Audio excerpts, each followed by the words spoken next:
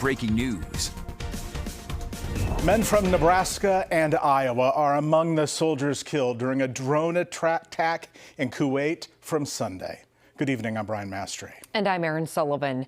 The Department of Defense identified the soldiers as 42-year-old Sergeant First Class Noah Tietjens of Bellevue and 20-year-old Sergeant Declan Cody of West Des Moines. We're told Sergeant Tietjens enlisted with the Army Reserve in 2006 as a wheeled vehicle mechanic. He previously deployed in Kuwait 2 other times in 2009 and 2019.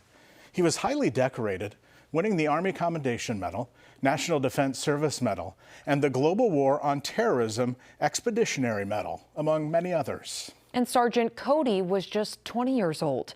He enlisted in the Army Reserve in 2023. He was posthumously promoted from specialist. His awards include the Army Service Ribbon and National Defense Service Ribbon. Governor Jim Pillen offers his condolences tonight. He says Noah stepped up to serve and defend the American people from foreign enemies around the world, a sacrifice we must never forget. Please join us in praying for the Tietjens and for all members of the United States military who stand in harm's way to protect our freedom. And Governor Kim Reynolds saying, today we mourn the loss of Specialist Declan Cody, a young Iowan who heroically answered his nation's call to duty and gave the ultimate sacrifice. We also had a chance to hear from an Omaha family that has navigated the loss of a Marine firsthand. First Alert 6's Andrew Pfeiffer joins us live in the studio with a mother's message tonight. Andrew? Well, Brian and Aaron, Noah Tietjens is the first service member in the Omaha Metro killed in action since 2021. The previous was Corporal Dagan Page, who lost his life in a suicide bombing back in Afghanistan. Page's mother, Wendy, sent me this statement tonight about Sergeant Tietjens. The family, quote, the families of the fallen and the loved ones of those now beginning the long road to recovery are just getting their bearings on this new reality. We all must hold a space for them and support them in the days ahead. Our family and Corporal Dagan Page Foundation are standing in the wings, ready to support when the time is right, not just in these first difficult days, but for the weeks and years ahead. Bellevue's mayor also sent First Alert 6 this message tonight. Our hearts go out to his spouse, family, and friends during this unimaginable time.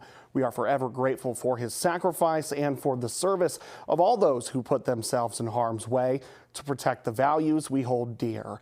Bellevue and the entire state of Nebraska stand united in support of the Tietjens family.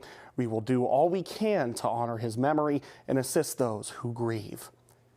Tietjens was a 2001 graduate from Bellevue West High School. In the studio, Andrew Pfeiffer, First Alert 6. Andrew, thank you.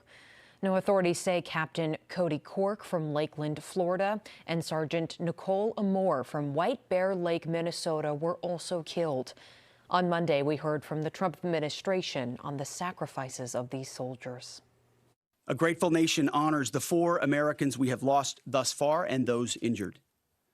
The absolute best of America. We grieve for the 4 heroic American service members who have been killed in action and send our love and support to their families. All the soldiers who died were assigned to the 103rd Sustainment Command out of Des Moines.